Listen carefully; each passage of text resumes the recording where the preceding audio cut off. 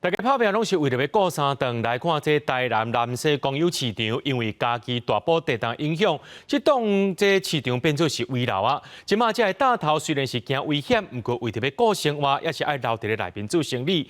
市政府安算讲，伫咧今年顶半年会甲伊拆掉电器，临时市场设伫咧空地啊，店家啊烦恼讲这空间无够，设备就无法度去。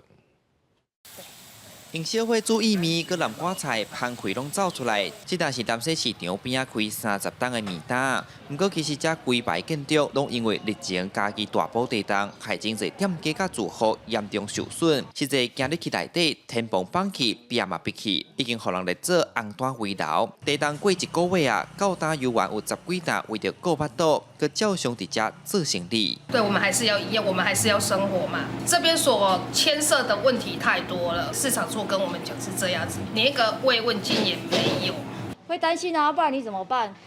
你新的地方要是没有找到，你这些势必就是都没有办法动，然后开了好几次的协调会都不了了之。目前这拢总40间红单，10间是黄单，新立63档的南西公有市场，真侪店头怨恨市府到单无来到遮惊卡到，互因足刺心。虽然市场处确定这搭要规个拆掉中间，把规划暂时甲这店家刷去市仔边仔的空地，设临时摊贩区。